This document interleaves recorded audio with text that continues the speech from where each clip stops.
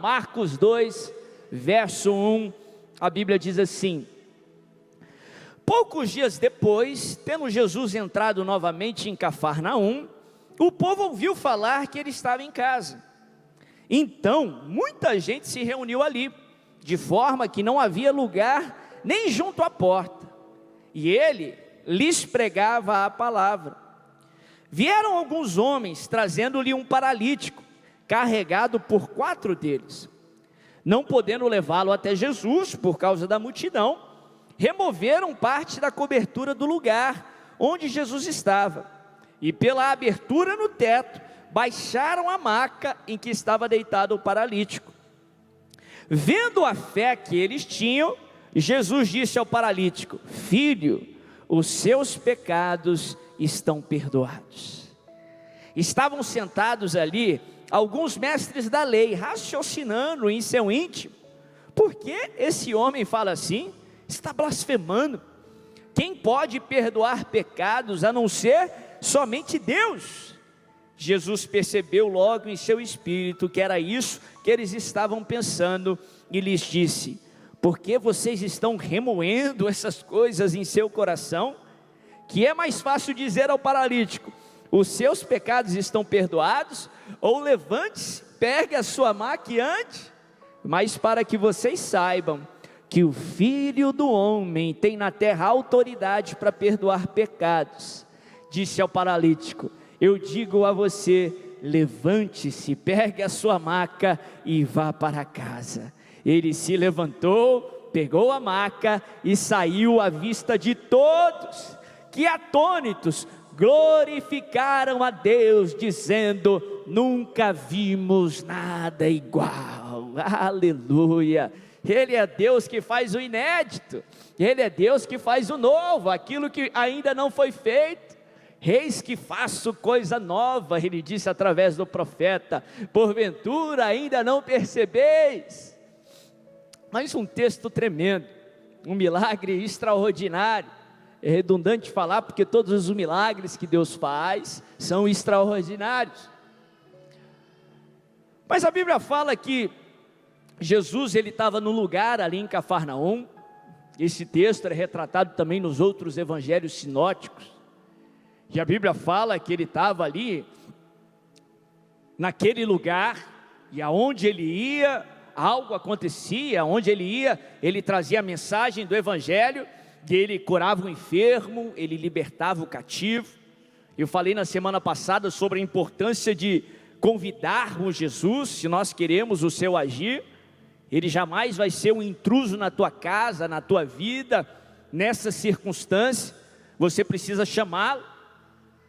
E a Bíblia fala que uma multidão se aglomerava ao redor daquela casa, lá em Cafarnaum, e por causa disso, aquele rapaz que estava necessitado, padecendo com aquela paralisia, era um paralítico, ele jamais poderia alcançar Jesus, ou estar onde Jesus estava, sem a ajuda de outra pessoa. Ele não poderia fazer isso sozinho. E a Bíblia fala que ele contou com a ajuda de alguns amigos. Aqui o evangelho de Marcos é o único que fala a quantidade. A Bíblia fala que foram 4 amigos, que fizeram o inusitado, que fizeram uma parte muito difícil, e até mesmo criativo. Levaram aquele paralítico até aquele telhado, abriram um furo ali naquele telhado, e desceram ele com aquela maca até onde Jesus estava. A Bíblia fala que Jesus se impressiona com aquela fé, com aquele exercício de fé. Eu compartilhei na semana passada sobre a importância da fé. A Bíblia fala que sem fé é impossível agradar a Deus. Isso nos leva a inferir que a nossa fé agrada ao Senhor, a nossa fé atrai a atenção do Senhor, porque a Bíblia nos ensina que todos nós temos em algum nível fé, porque fé foi nos dada como um presente, fé é dom de Deus. Mas o problema é que muitos usam da maneira errada a fé que tem. Muitos colocam a fé no lugar errado. Muitos colocam a fé no gigante, na circunstância, na impossibilidade. Veem o gigante como alguém invencível, veem as muralhas como intransponíveis, veem um problema como que se o problema fosse um Deus, colocam a fé no problema, e o errado com isso, e o problemático nisso, que a Bíblia nos ensina que sempre é feito conforme a nossa fé. Se você tem fé que vai dar errado, vai dar errado. Se você tem fé que o inimigo vai vencer, o inimigo vai vencer. É importante você usar a fé que tem da maneira certa, colocar a fé no lugar certo. Sim, o gigante é grande, não é para você negar o problema, mas saiba que não há nada maior do que o seu Deus. Sim, as muralhas são intransponíveis para o homem, mas não tem nada intransponível para o meu Deus. Só Ele é Deus, só Ele é o Todo-Poderoso, o soberano, o Rei dos Reis. Só Ele pode todas as coisas, e o seu agir ninguém pode impedir. É importante você colocar a tua fé no lugar certo. Mas olha que interessante, a Bíblia fala que quando um paralítico estava ali diante do Senhor, ele estava ali com um motivo. A gente não vê ele verbalizando ou dizendo isso para Jesus, mas isso é completamente ali inferido no texto. Aquele sacrifício, aquele esforço todo para chegar até Jesus era para que ele fosse curado. Todos ali percebiam, porque Jesus estava curando o enfermo, se ele estava paralítico, e se ele estava ali aos pés de Jesus, fazendo aquele inusitado todo, é porque ele queria ser curado. Mas quando Jesus vê ele, quando Jesus vê a fé deles, a primeira coisa que Jesus faz, não é curar o paralítico, não é fazê-lo andar. A Bíblia fala que Jesus, ele vai além. Jesus vê a fé deles, Jesus olha para ele e diz assim: filho, perdoados estão os seus pecados. Talvez ali alguém despercebido ia falar: poxa, o cara faz esse esforço todo só para ter isso.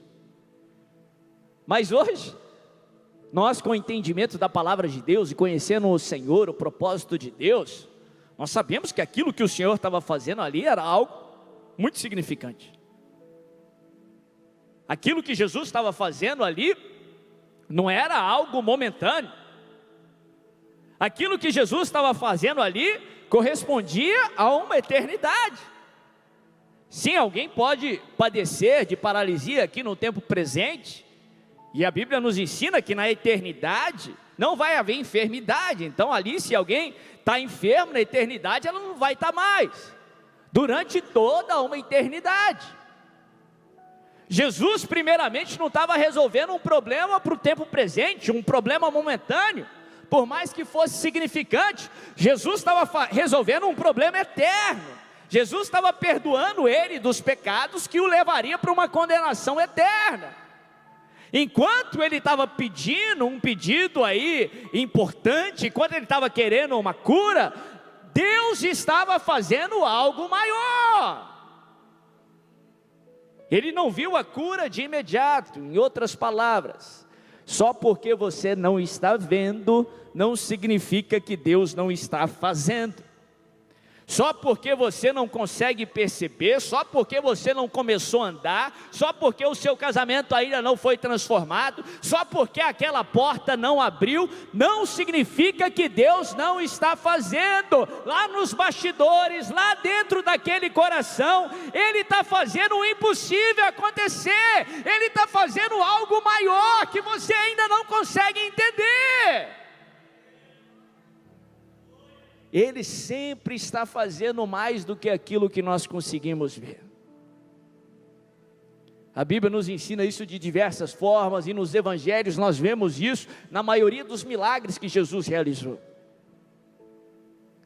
A Bíblia fala que em determinado momento, quando uma multidão chega até Jesus, naquilo que nós conhecemos hoje como o milagre da multiplicação, uma multidão inteira estava lá com Jesus, de aproximadamente, eu costumo falar 10 mil pessoas, porque tinham ali 5 mil homens, não se contavam mulheres e crianças ainda, então o número era muito mais expressivo. A Bíblia fala que muitos estavam ali por causa de uma cura, eles queriam ser curados, eles queriam um milagre no seu físico. Outros estavam ali porque precisavam de uma libertação, ou tinha um ente querido que precisava ser liberto. Outros estavam ali porque queriam receber uma mensagem. Todos ouviram falar sobre aquele rabi que ensinava de forma diferente, ensinava como alguém que tinha autoridade. Muitos estavam ali porque havia um burburinho que ele poderia ser o Messias. Mas a Bíblia diz que Jesus viu a multidão e depois de um tempo, ele viu uma necessidade que ninguém na multidão ainda tinha percebido. Estava faltando um alimento. E a Bíblia fala que ele faz ali o inusitado, ele pega ali os seus discípulos, eles lhe apresentam um garoto que tinha 5 pães e 2 peixinhos, e ele parte o pão, ele pega o peixe, ele distribui e ele multiplica aquele alimento. Interessante que no texto nós podemos inferir que ninguém ali veio por causa do alimento, o alimento físico, o pão e o peixe. Nós podemos perceber que a grande maioria da multidão nem sabia que estava faltando alimento, porque não sabia quando Jesus iria acabar ali a ministração dele. A Bíblia fala que Jesus curou o enfermo, libertou o cativo, porque era isso que ele fazia onde ele ia. Em outras palavras, aquele que veio com aquele pedido de cura, com aquele pedido de libertação, recebeu o seu pedido, mas Jesus foi além. Ele viu uma necessidade que o povo ainda não tinha visto, e ele supriu aquela necessidade. Ele viu um livramento que aquele povo precisaria, e ele deu o livramento. Lá nos bastidores, enquanto ninguém percebia, ele moveu ali céus e terra, fazendo o impossível, multiplicando pães e peixes, para suprir aquela multidão, com mais do que aquilo que eles estavam pedindo. Eu não sei o que te trouxe aqui nessa noite, talvez uma enfermidade que você necessita que seja curada, talvez aí um problema na sua família que precisa ser sanado, talvez uma provisão, porque Ele é o Deus da provisão. Eu quero declarar que Ele vai dar a cura que você está pedindo em nome de Jesus. Eu quero declarar que Ele vai trazer a transformação e a restauração na tua casa que você precisa. Ele vai trazer a provisão, mas Ele vai fazer mais. Ele vai mover céus e terras, Ele vai multiplicar pães e peixes, Ele vai te livrar do mal, Ele vai fazer infinitamente mais em nome de Jesus. A Bíblia fala que aquele paralítico só pôde ir ao pé de Jesus, só pôde estar diante de Jesus e por isso ser curado, porque ele contou com 4 pessoas que o levaram pelo telhado. 4 pessoas que estiveram dispostas a se esforçar, a se sacrificar, para que ele pudesse estar próximo de Jesus, para que ele pudesse estar diante de Jesus. Eu não posso passar por um texto como esse, sem falar da importância dos seus relacionamentos, sem falar da importância de escolher certo as suas amizades, escolher certo quem você permite estar à sua volta, porque eles podem ter um papel fundamental em te aproximar de Jesus ou de te afastar de Jesus.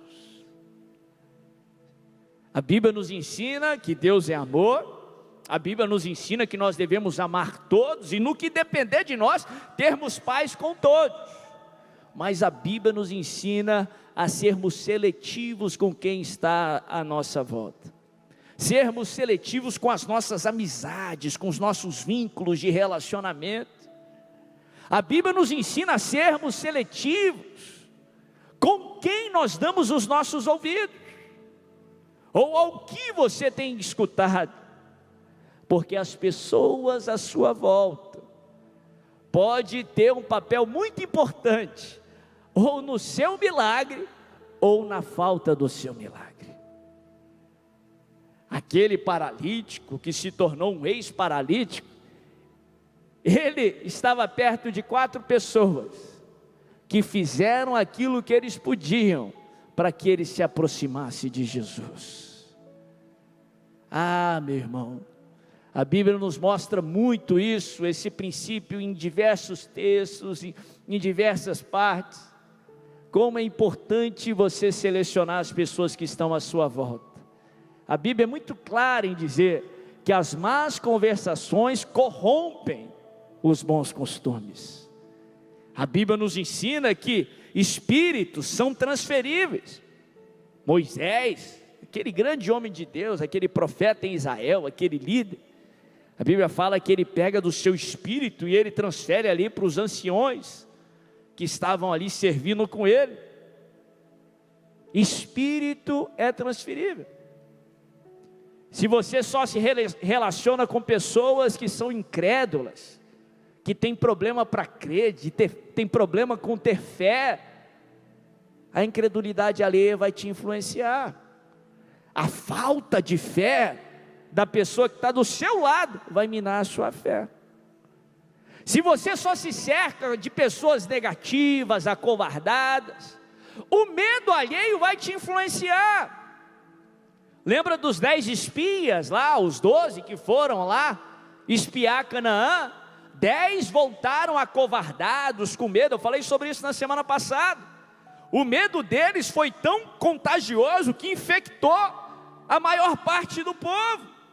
Quase 1 milhão de pessoas foram infectadas com aquela covardia, aquele medo alheio, aquela fé negativa. Se você só se cercar de pessoas acovardadas, você vai se acovardar. Se você só se cercar de pessoas incrédulas, isso vai minar a tua fé. Se você só se cercar de pessoas que estão longe do Senhor, que não consideram a presença de Deus uma fonte de solução, você vai ser influenciado por aquela ideia, por aquela mentira. Mas se você se cercar de pessoas cheias de fé, se você se cercar de pessoas ousadas no Senhor, se você se cercar de pessoas compromissadas com a palavra, se você se cercar de pessoas cheias do Espírito Santo de Deus, o Espírito Santo vem sobre a sua vida, a fé alheia vai te contagiar, a ousadia alheia vai te contagiar, em nome de Jesus. Você tem que se cercar de pessoas que te aproximam de Deus, não de pessoas que te afastam dele, porque qualquer que te afastar de Deus, vai estar contribuindo para que o seu milagre não aconteça, para que o seu problema seja agravado. Cuidado com aqueles que estão à sua volta. As suas amizades têm te aproximado de Deus o cabeça e Deus o corpo, a igreja, ou suas amizades têm te afastado de Deus, da igreja. Cuidado com aqueles que estão à sua volta. Se você vê ali o milagre de Lázaro, as irmãs de Lázaro foram fundamentais para que ele experimentasse o milagre.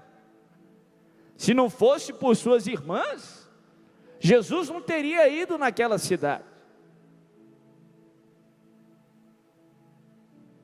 Nós sabemos que pela soberania de Deus, Ele gera o querer e o realizar. Mas cuidado com as pessoas que estão à sua volta, que você possa se cercar de pessoas cheias do Espírito Santo de Deus, de pessoas que obedeçam a palavra e de pessoas que podem te levar até pelo telhado para te aproximar do Senhor Jesus, amém?